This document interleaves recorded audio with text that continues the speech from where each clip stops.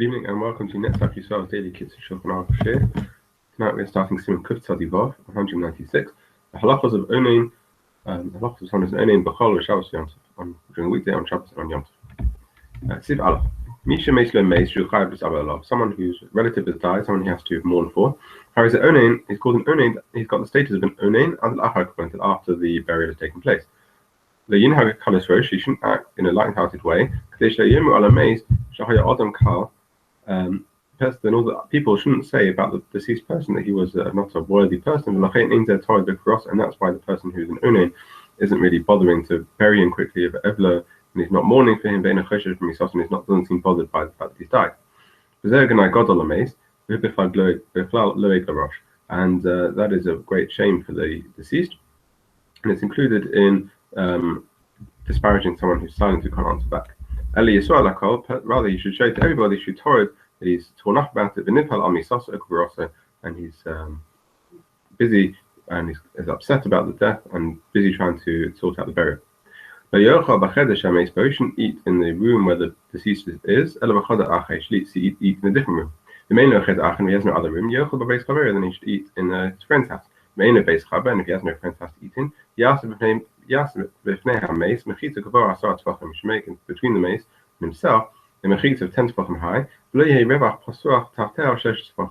has to be careful that beneath the mechitza that he's making, there shouldn't be a space of 3 tefachim.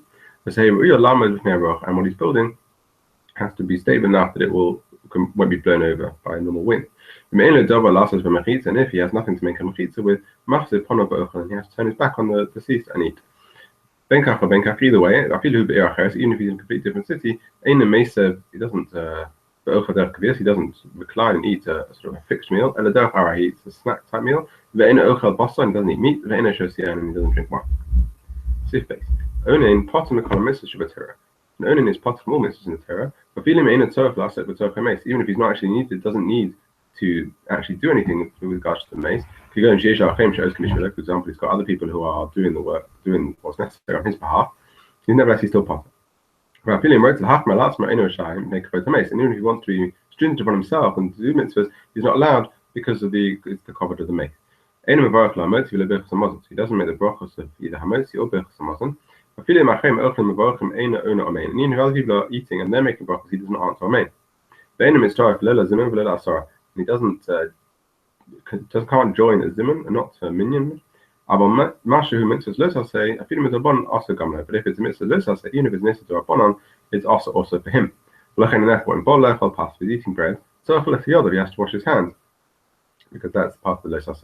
But he doesn't make the bracha on washing. In the same way, he doesn't make the bracha of hamotzi. Similarly, washing hands in the morning, because he wash hands 3 times as he would normally do, and he does not make a bracha. If he ate before the deceased was buried, and after the burial, the food is not being digested and he's still allowed to bench, then he should bench. Similarly, if he went to the toilet before the burial, then after the burial is finished, he should make the bracha of Ashiyatza, even the whole day. Let's say the onain is in one city. And when the deceased is, there are also relatives who are responsible, who have to mourn. Then the relative who's in a different city, a different place, he hasn't got the din of an onain, because he's not the one who's going to be involved. If there are no relatives in the place where the mace is, then he does get the din of an onain. In a place where there's a chevra kadisha,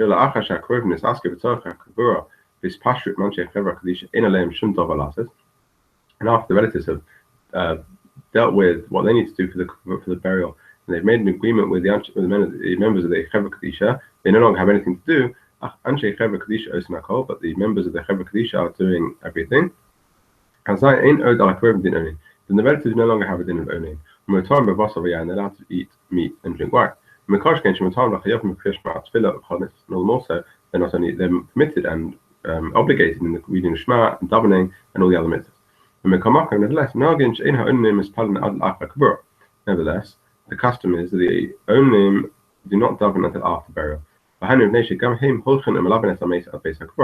that's because they also walk and accompany the deceased to the cemetery. Someone who wants to be stringent on his palal, someone wants to be stringent and daven as soon as he's handed over the responsibility to the members of the Chaim Kadisha, then he can be stringent on himself. The whole time when the deceased has not been buried, he doesn't take his shoes off.